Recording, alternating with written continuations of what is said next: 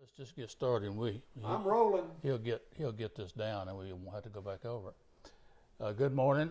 Welcome to the Centreville Press. My name is Mike Hobson. Today, we're going to be talking to Mr. Steve Cottingham, who is a resident of this area, Centreville, Alabama. Been here for all the life that he's lived so far, right? And we're going to be talking to Steve about the May 27th, 1973 tornado that struck this area, hit hard in the city of Brent and part of the city of Centreville. And we're trying to recollect memories from that day, because this is the 50th anniversary of coming up this next month of that event. And that's a significant event in the history of this county and of this town and this area. So Steve, welcome to the Centreville Press, and we promise not to put you on the spot today. We're just going to talk just like we're sitting on the bench outside, Okay. and talk about what you remember about the tornado, and some of it we'll probably be able to use. But you know, if you say something that's not right, or if you say something you don't remember, that's okay. All we're trying to do is trying to stimulate people to talk about memories that they did have of that day. And we've already talked to several people. We're going to talk to some more. So you're in the lineup. You're on the team, the tornado team. So I want to first start by asking you to talk about who you are, because I mean, everybody knows Steve Cottingham, but there's so many Cottinghams. You'll have to tell us. That's right. I want you to tell the folks that are listening here who you are, who your wife is, who your kids are, who your parents were, so everybody can connect that who doesn't know anything at all about you. My name is Steve Cottingham. I'm the youngest son of Miss Catherine Cottingham,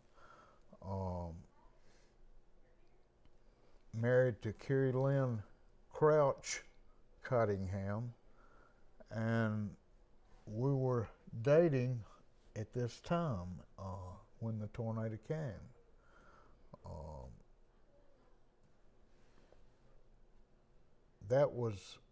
I was senior in high school, and you know, you want to go out your senior year with a bang, and I don't know that there's ever been one as big as the bang we had that night. That's right. Well, that was in May of 1973, so you were a senior in high school at that time, about to graduate, right? Right. Where did y'all? We had graduated, matter of fact. Graduation already occurred. School was out, right? Right. So where were you living? Where did you live at that time? In Brent. In Brent. Whereabouts in Brent? On Main Street. It's, I guess, half, 3/4 mile from the Brent Baptist Church. Right. Down below the sawmill. Just a few houses down from the sawmill. We're on the other side of the tracks. Right.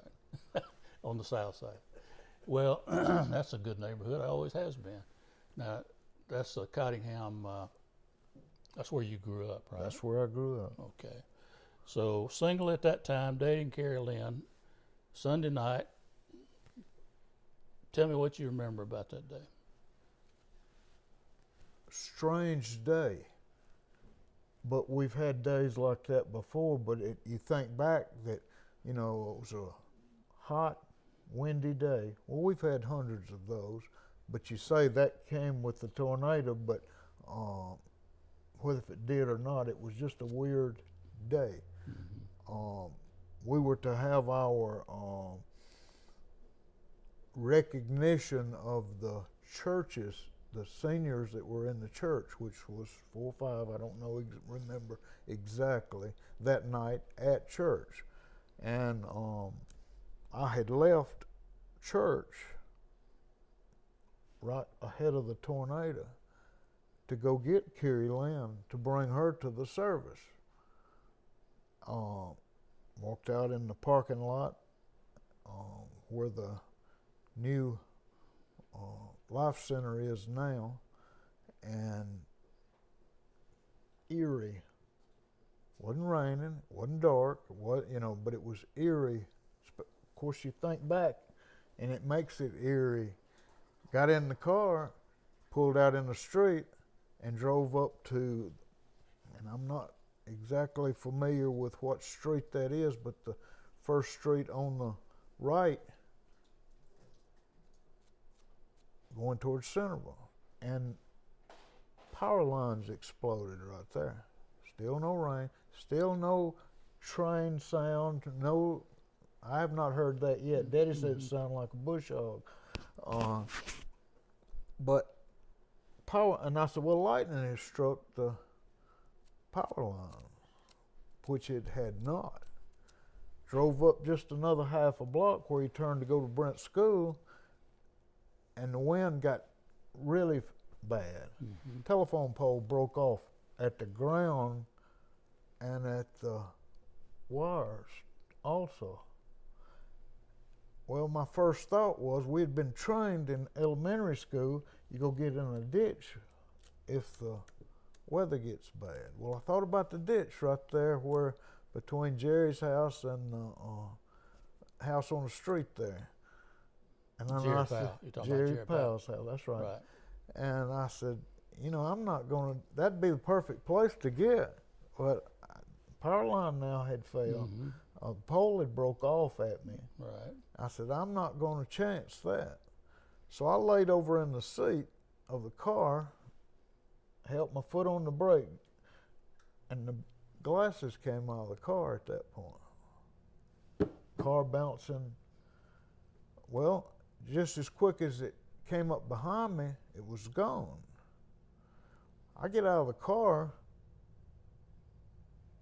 and go thinking I'm going back to where I came from, but I was headed to Centreville because it picked me up and put me on the other side of the road, turned me around. Picked the car up, moved it. Right. With you in it. With me in it. And I got to where Jerry's house is now before I realized I was going the wrong way, you know.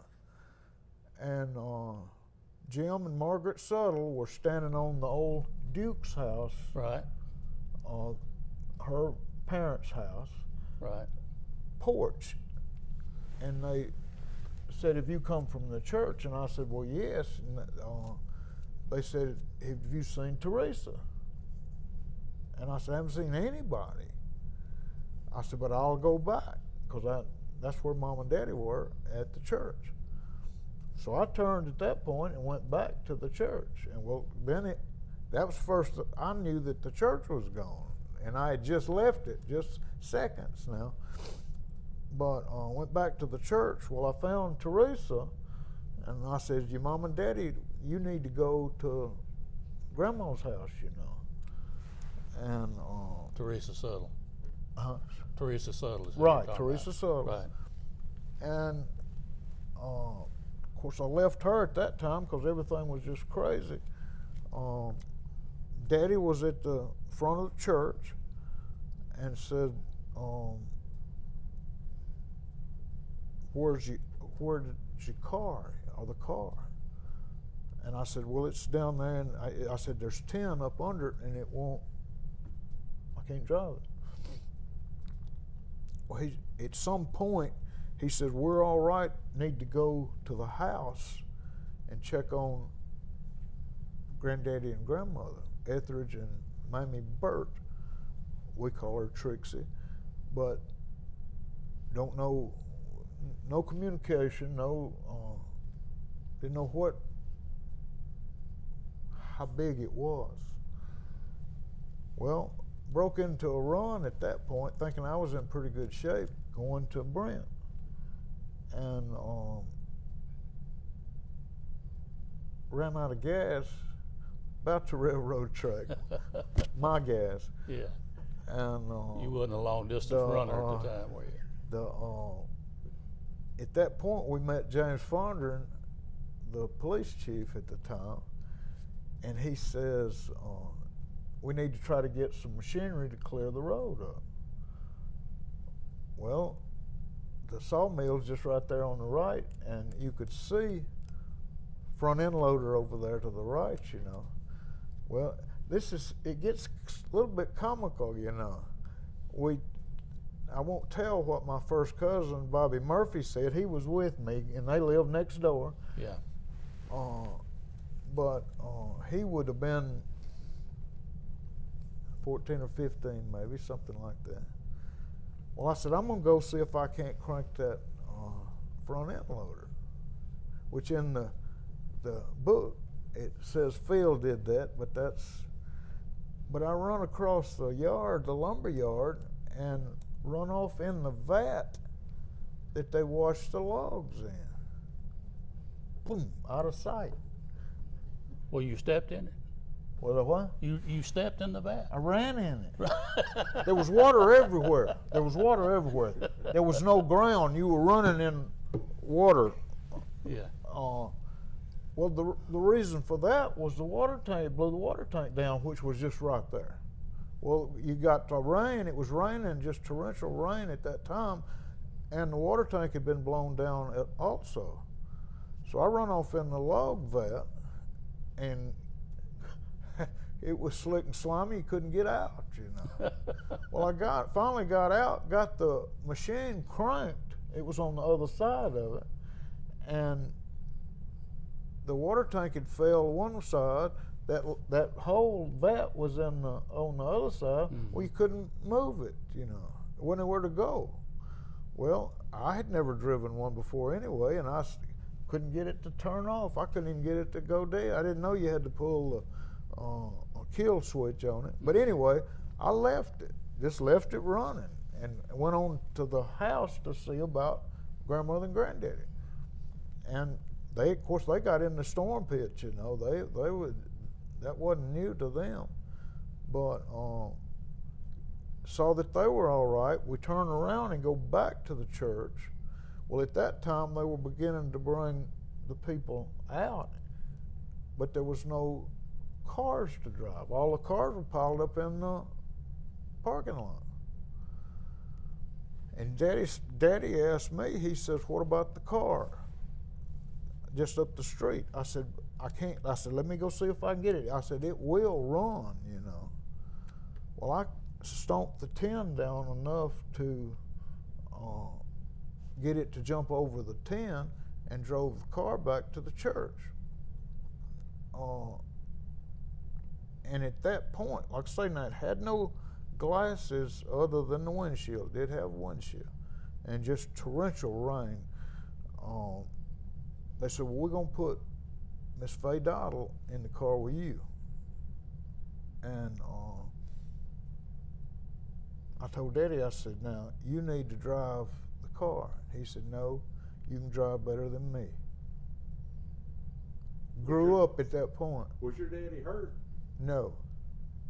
He said, tend to your mama and go to the house and see. We didn't know what kind of damage we had. Right.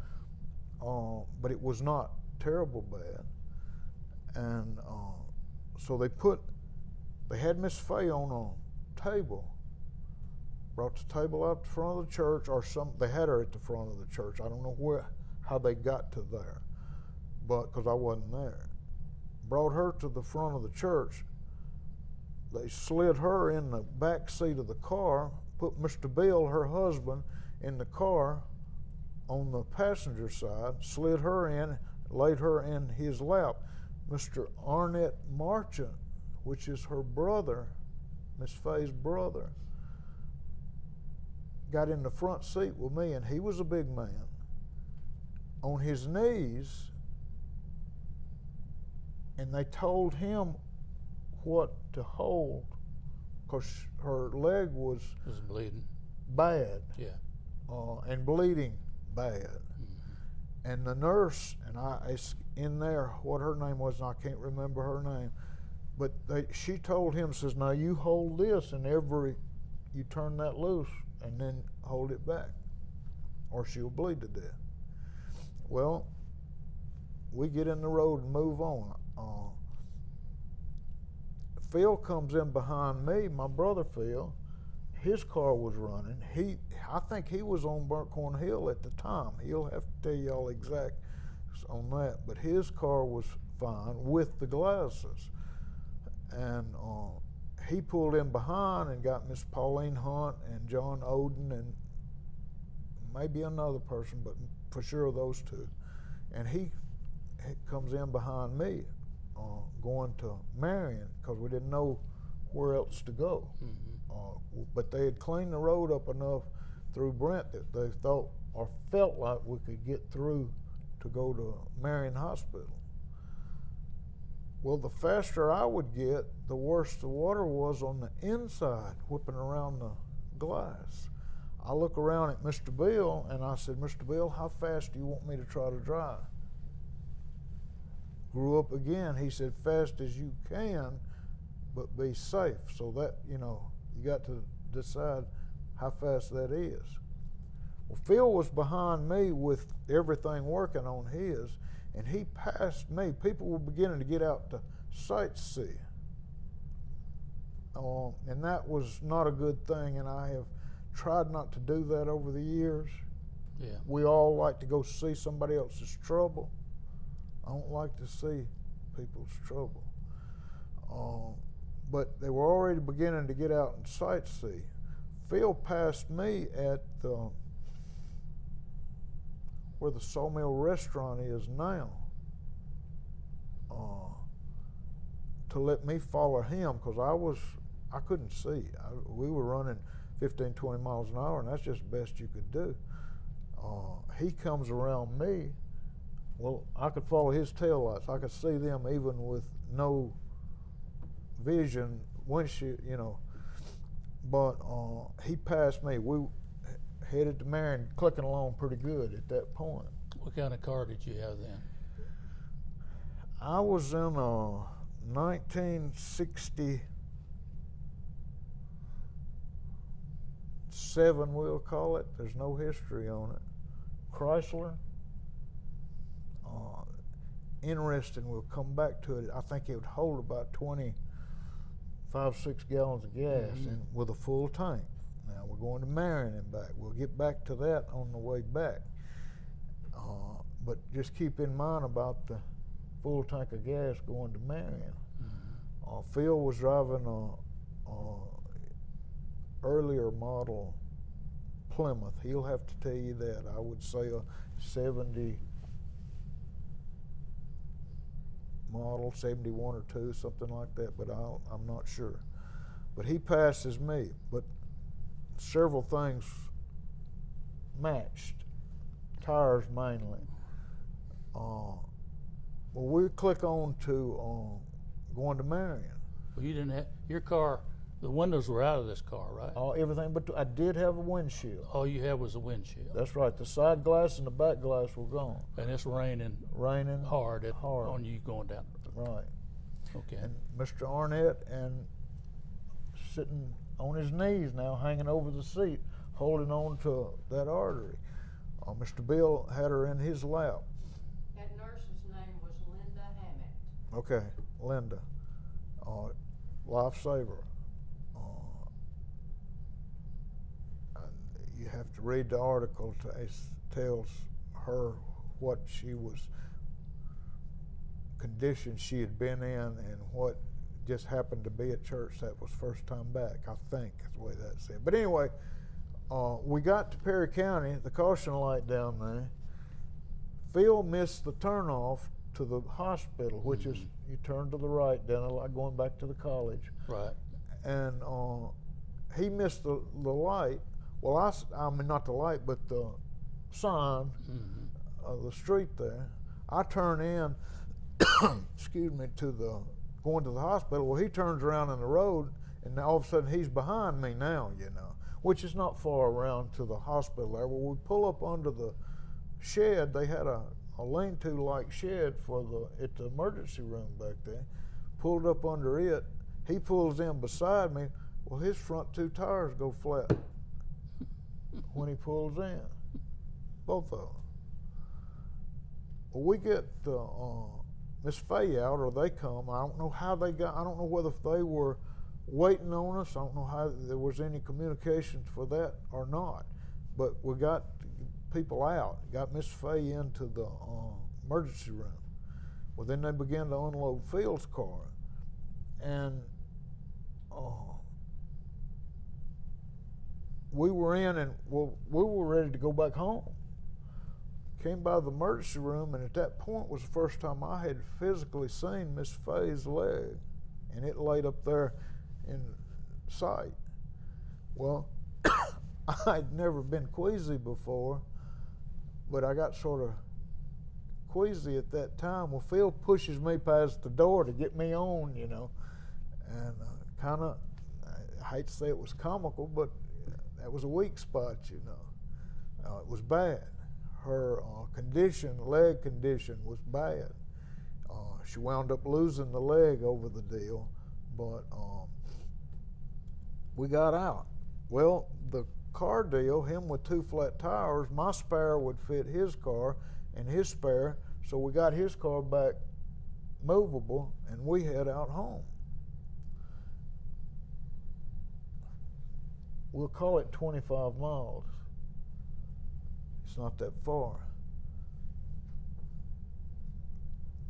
The next morning after the tornado, went outside to crank the car. Phil was living in a trailer on Burnt Corn Hill. Didn't even know the condition of his, and the car was out of gas. That 25 gallons of gas. Drove 50 miles and run out of gas.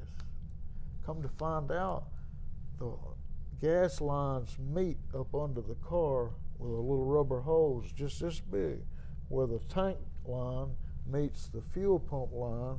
Some of y'all may have seen that, and you just got a rubber hose to have some. That tin had cut that gas line completely in two. It wasn't even matched up. But it was sucking enough gas to keep going. Well, they tell us that Miss Faye would have died if we'd have been 5 or 10 minutes later, and we were that close to just running out of gas, not having an accident, but just running out of gas. It's amazing that you were able to get there. So that was we tried to crank that old car, thinking something was wrong with it, till we found out that gas line had been, that tin that was blown up under the car cut that gas line in two.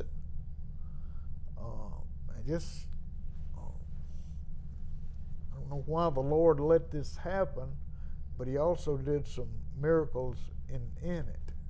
There was some good things that came along behind it. Mercy. Of course, getting back to I was going to get my girlfriend to bring her to church, and switched cars. A tree had fell on my personal car and drove it out from under the tree. Didn't know whether she was alive or not. No communication, just to Centreville. And we were talking about 10, 11 o'clock by then. But they had no damage at their house in Centreville. It turned and went up Highway 25, the tornado did, or up kind of the river in a sense. Right. But that's... So they lived in this house right here at the bottom of the hill at that time? No, they lived where Rich Queen lives now. I can't think of the... It's up Highway 25. Up Highway 25, turn up Off on to the the hill. Right. Yeah. But they had moved from... They had already moved from that White House. Where Nanette McKinney lives now. Right. Okay. Well, your mama and daddy both were at the church when the tornado came through. Right. But neither one of them had any injuries. Skints and bruises, I guess, but no injuries. Now your dad is Maynard's Cottingham and your mother's Catherine, right? That's right. Right. So she was down in the basement. Daddy was in the front of the church laying on one of the Horton boys, I think. And they didn't have a clue what was going on. They thought he was beating up on them, I guess, until the top of the church came off. Mm-hmm. But there's no telling what would have happened to them if he had not grabbed them up. And I think John Meggs was another one that grabbed a child or two up, and talking about little children, and stuffed them back in the church. Right. Well, after you finally got back to your house, was your house not affected by the tornado? Not Seriously? really. We had just put a roof on that house the year before, or possibly that year. Yes, the roof was damaged, but not severely. My grandmother and them's house, I won't say it was a total loss, but almost a total loss just next door. Tornado jumped around. Across the hayfield, I think there was a man killed over there in a house, and I can't remember his name. So Etheridge Burt, your grandfather? Say that? Etheridge Burt was your grandfather? Yes. Okay. So your mother must be a sister to Ann? That's right. Is that right? That's right. Ann Murphy is your mother's sister? Okay. That's right. Yeah, I didn't realize that. Really? No. You know, when you talk to people, you find out Small everybody's world. kin to everybody. I can't remember, and I did not make that connection. Well, what do you recall about the cleanup and getting things back together after that particular night at the church? What do you remember that happened next? Just work till you can't. I thought I was in pretty good shape at that age, but I was not. I had played football and, like I say, thought I was in pretty good shape, but it didn't take you long to run down. We had no water, we had no power, no gas, but nothing other than heat in our house had gas anyway, so that didn't affect us that time of year. But got to bring in of course, they locked town down. We started moving my grandmother's stuff to the farm in Abercrombie. Had a house down there that you could put furniture and stuff in. And they let you leave. The National Guard was anxious for you to leave, but you had to almost shoot them to get back in. You know, there wasn't, oh yeah, you can go on thing. You had to go through the whole. But then that was aggravating, but you do what you have to do under those circumstances. Salvation Army came in, and I'll never forget my dad telling the old colonel, wasn't anywhere to eat, wasn't it? Right. We didn't have anything, and they were handing out sandwiches out a little trailer window when people standing in line, you know. And I'll never forget my dad telling the colonel, he said, half of these people don't live here, they're just sightseers. He said, we love them too. But they got better at that. They started bringing us, if you'd stand out on the sidewalk, they would bring a meal to you, hand it to you out the window of your car, or their car. I didn't, sorry. Probably, Wish you'd have had that back then. that's probably your boss calling right there. Want to know where you are. Your wife. Saw my dad cry the first time about that plate because they handed him a plate, and the plate folded on him, and his sandwich fell off on the ground. Now, getting back to the sightseers, the traffic was reminded. The only time we'd ever seen traffic like it was after the storm was you go to a big ball game or go to Panama City. That bumper to bumper, walking speed traffic. To see us with the same clothes we'd had on for a week, standing out there to get a sandwich, and that was, I never, there was some bad storms after hours that everybody wanted to go see to compare, and I said, I don't want to go see people at their worst. But thousands, I think I'm okay by saying thousands of people came to see just how pitiful we looked. And they got their money's worth. What did you think? What were your thoughts when you got up the next morning and could see the extent of the damage all in the area? What did you think about that at the time? Well, there was so much to do. We went to Brent to help with the Meggs' close family. Dr. John's mother and daddy had a drugstore there, and helped them with that because it totally destroyed that in Brent. There was so much to do until you didn't have time to sit and think about it, of what you just wake up tomorrow and you go back to doing the same thing. It took several weeks before you had time to think about what had happened, and then it was just awful to say, Brent was gone to never be the same again. And there was talk about merging with Centreville, and that gets kind of comical too, but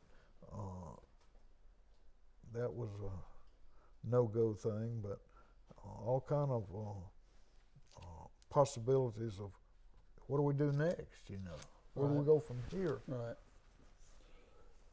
Well, your grandfather's house, I think you mentioned that it was destroyed. We moved their furniture to the farm, and they went with it, Okay. So they didn't have had a place another to place live. to go. But they finally, when FEMA got involved with bringing some trailers in, they got a trailer out of the deal. As they were patching it back up their house, they had a trailer in the yard there, so that helped tremendously. At our house, electricity changed. It came from Brentway to us, and then there was a pole there that changed. The power from there on came out of Perry County.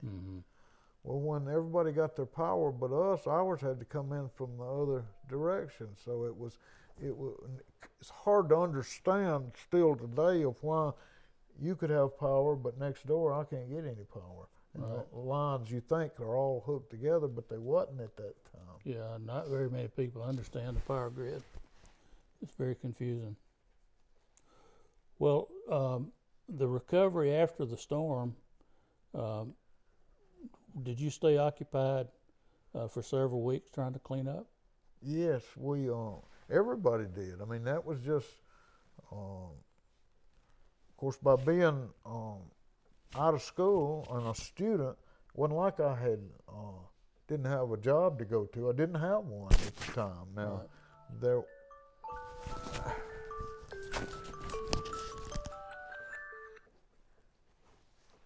I can't tell you what that was now.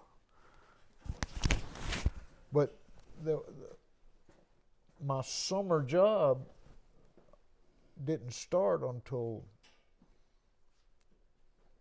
mid-June, I guess, or later, and I was just scouting cotton for insects, but it wasn't, cotton had not been planted at that time. It was being planted, I guess, in May. Plant your cotton in May, but that we had nothing I had nothing to do other than clean up. Phil's how much older than you? 4 years. 4 years, so he's already. He would have been 22. He had already had his birthday. I didn't have mine until June. Okay. I was 18 in June. What did your dad do at that time? What was his occupation? He worked at U.S. Steel in Bessemer. Okay. Commuted to work every day? Yes. And did Miss Catherine did she work? No, back at that she time? was a homemaker. Housewife? Well, I knew them growing up, and I remember them very misdemeanor as well, from when I was 16 or 17. Well, I want to ask you a couple of things about some pictures we've got here, about some places before the tornado came through there, and I've got a few pictures here, and I wonder if you recall what that photograph is right there, what that is. If you would, Steve, when you identify one of those pictures, just turn it around where I can see it on the camera, okay? Yeah, we'll Okay. turn it around. We'll give them a chance to look at it. Of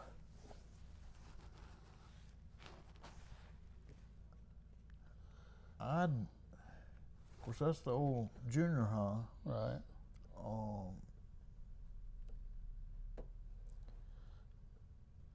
We've been. I'm not sure. We think that is the Brent Bible Methodist Church before the building that's there now was built. That they met there in that church right over by the grammar school. And that I do not know. That might have preceded you. I mean your knowledge of what you can remember, because I don't know when that building was replaced with the church that's there now. I don't know. Phil Mike can give you some insight on that, but I don't recall. Well, these two are the old Brent Baptist Church. Did you ever attend church That's there? what I'm thinking, but see, that was gone. I mean, the tornado didn't destroy that. Right, that preceded the church, the brick building. I just wondered if you had ever attended church there growing Yes. up in the old building. Yes. So do you know what that one is? I think it's the Presbyterian church across the street. It may be. That's what I was fixing to say now. I cut that grass when I was 12, 13, but that's,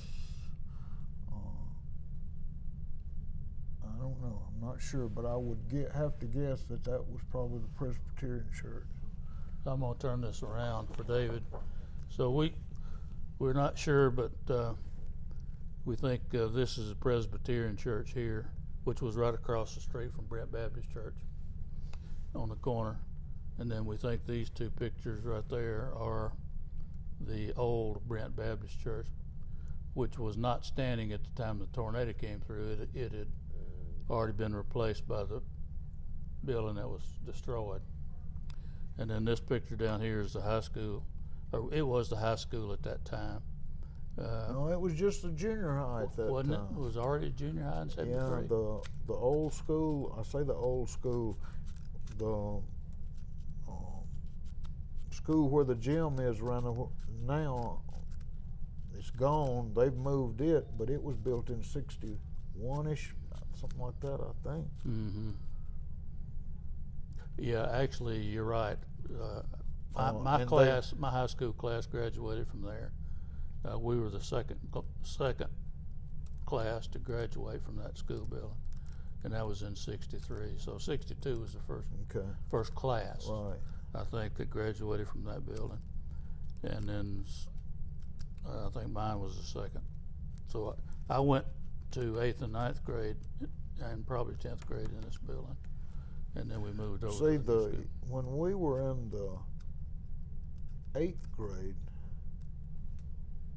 that would have been the year of integration here. They moved the 9th grade. No, I never take it back. When we were in the 8th grade, it was the year before integration. And they moved the 9th grade to the high school, which was in the old Alexander building. They had the 9th grade there. Well, when we got into the 9th grade, they moved us back. But then we were the last 9th grade to be in the old junior high building. Well, these are some photographs of some places in Brent before the storm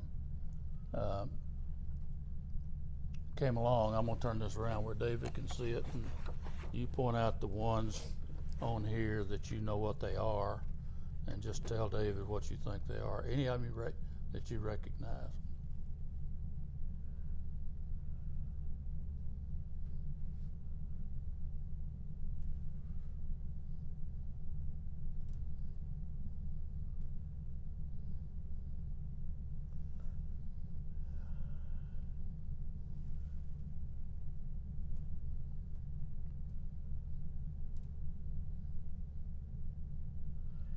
think this picture here is also the old Brent Baptist, and maybe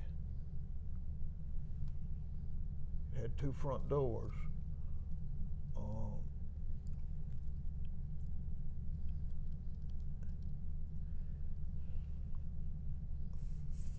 Phil's gonna be able to help you with some of this, because I think these stores were possibly Bibb Supply and James Hardware at the time.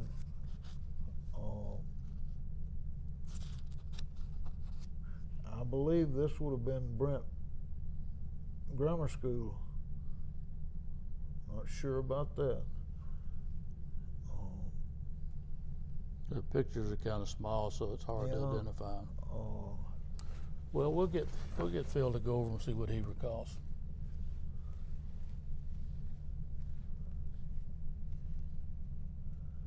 I tend to think some of this is going to be your.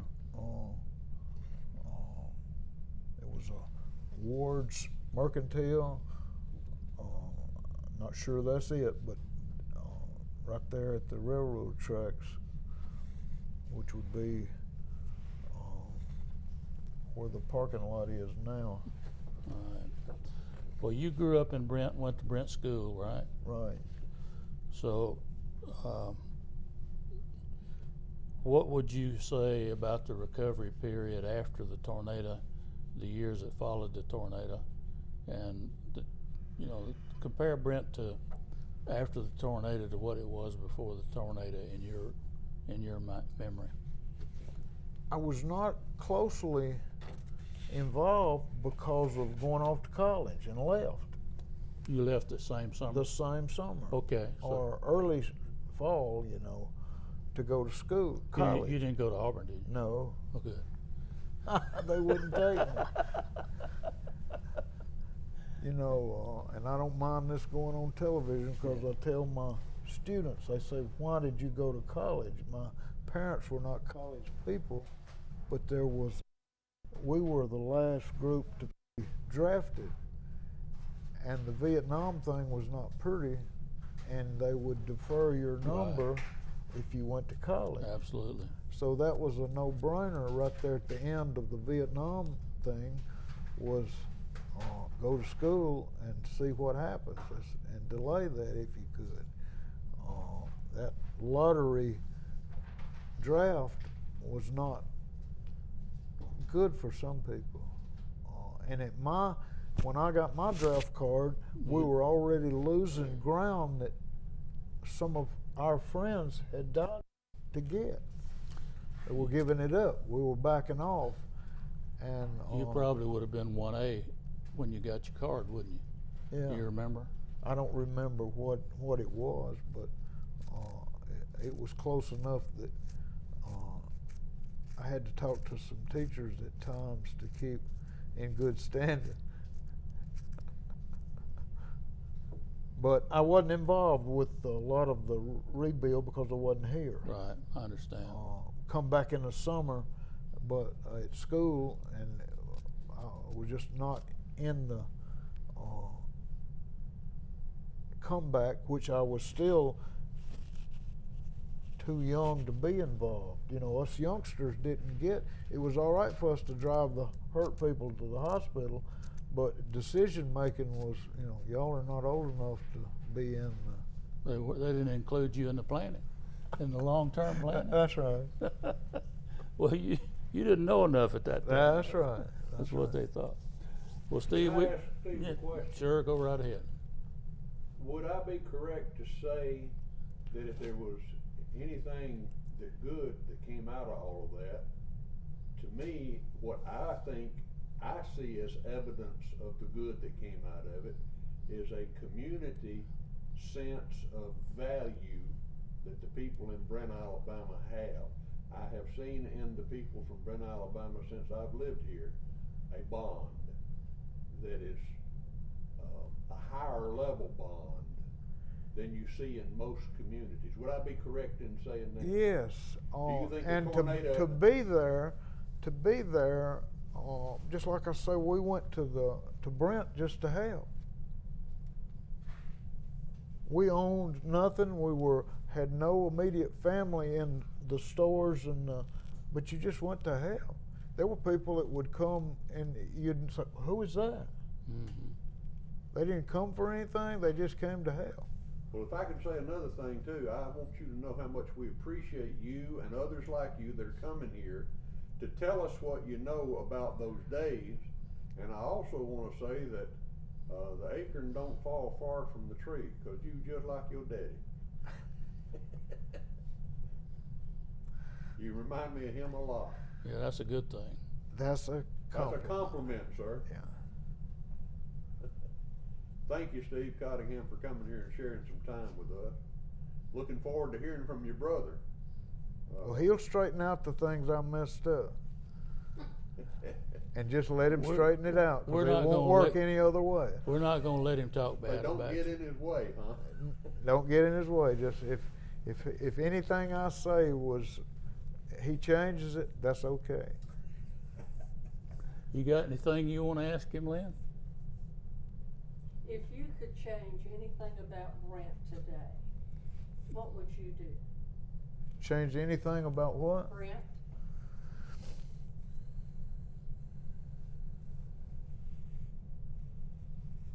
I say you need another tornado and start over again.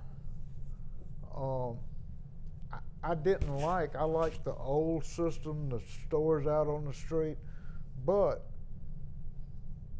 I think everybody did the best they could with what they had. I don't know that there were a whole lot of choices to do it any different. Some of the stores didn't come back. Things was going bad before the storm. So I hate to say that it might have been a good thing for some. Young folks didn't do like we did and stay. Young folks left. People's children left.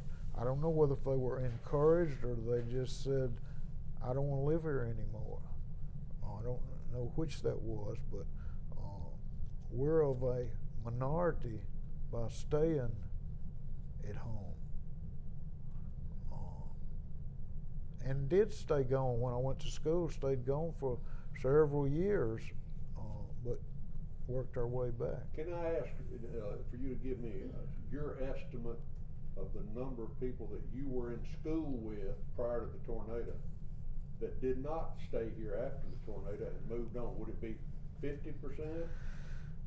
70? Do you have any idea of an I don't estimate? know, but real soon I'll have that, because this is our 50-year school anniversary. Yeah. And I talked to a good friend of mine that grew up here, not in Brent, but in Centreville, but went to school with us, that lives in Texas now. And they had a family of 4, and I think half of them are moved out of town. So Would you get back with me and let me know what you I find will. out at your reunion? I will. I would just making a guess, rough guess.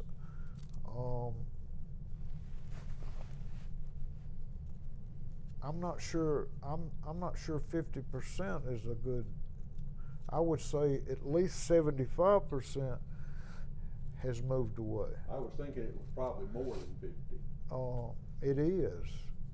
Do you think And I that- think of people I grew up with that you would think they're going to be here for life. Gone.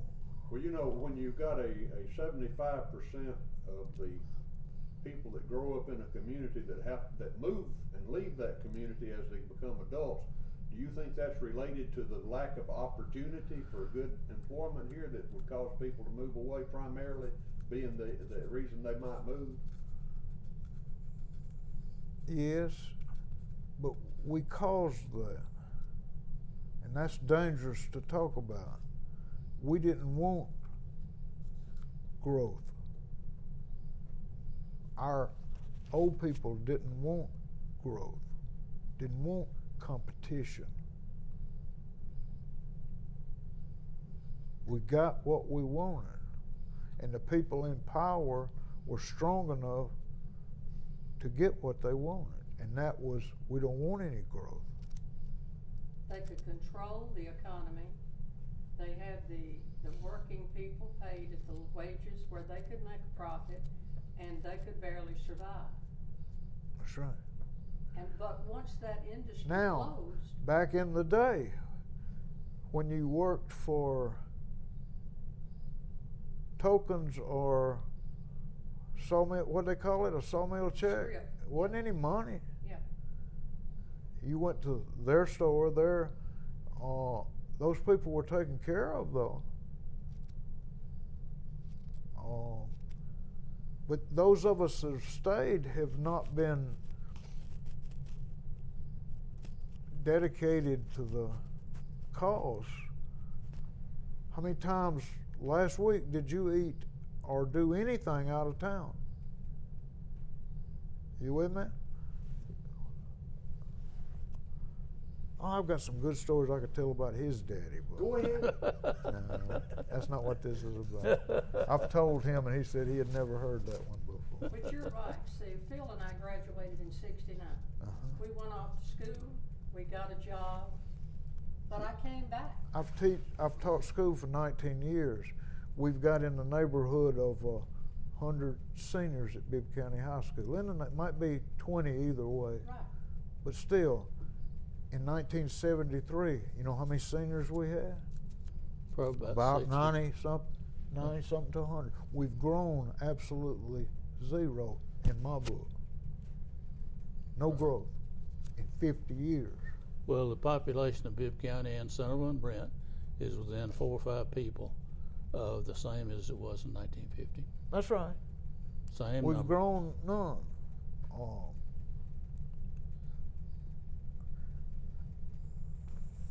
You think that's from I don't know what- a lack I don't of, know. a lack of leadership or planning on the part of those that are in the position of making decisions? I don't know what that's caused. What caused that? Well, We were told growing up that this was going to be a boom town because of Highway 82 and Highway 5. Interstates took that away from us. And I think it would have if they had not built I-65 Right. and 59.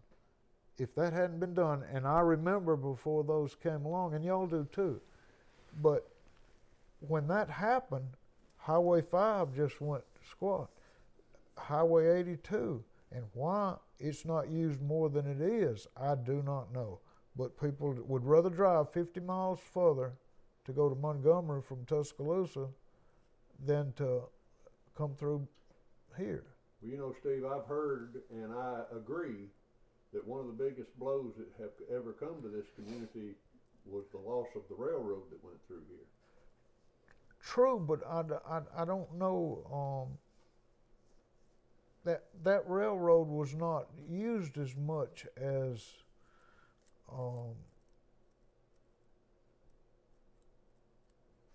you think railroads are used. There was a lot of lumber and pulpwood and that kind of thing hauled out of here, but trucking was able to handle it cheaper than railroad.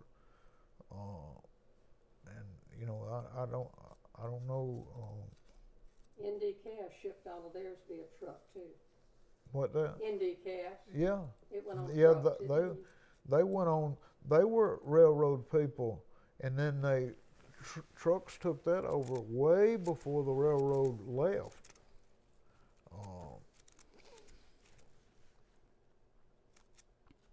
We have, if people were. You know, Randolph was supposed to have been the big deal of Bibb County, but we moved it away, and they lost a Holt because of they still got their railroad.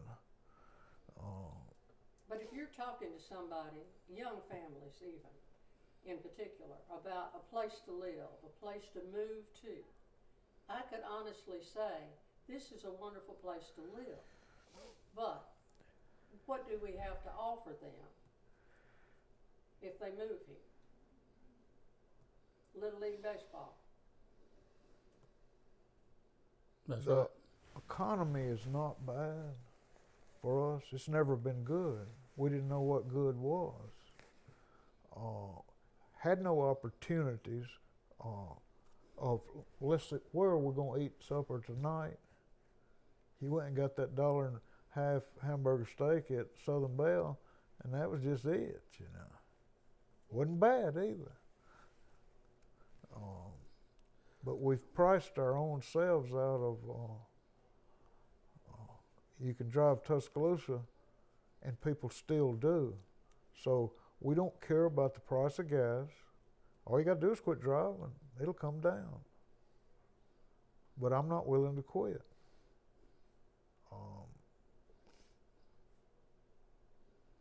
I'll do without something else before I'll quit riding in the car. Right. But Well, I think my class, high school class, had 67 or 68 people in it. And only about 10% of those stayed here in Bibb County after we graduation. may be closer to that than the 25. I'll know more of that in the next few months coming on as we begin to gather up people and find people again. Have y'all had a reunion since you graduated, or is this the first one? No, we've had one pretty good group every 10 years. Okay. Well, Steve, thanks again for coming and talking to us today. We really do appreciate it, and we'll try to not throw you under the bus when Phil gets here. Was an experience that I hope, plane crashes, weather, fires that you say, well, that won't happen here. Sometimes it does. Yes, it does. But it was an experience that I hope nobody has to experience. And there's no way to understand it without being there. Running off in that log vat, thought that was my time. Yeah, you probably thought you wasn't gonna get out of there. That's exactly right. I didn't have a clue what had happened. You know, where did I go? What's happened to me? I thought I might be on the route to the pearly gates at that time. Well, thank You for went coming through the out. water to get there. Thank you for coming out and sharing your time with the Centreville Press, and future generations will be able to hear what you had to say.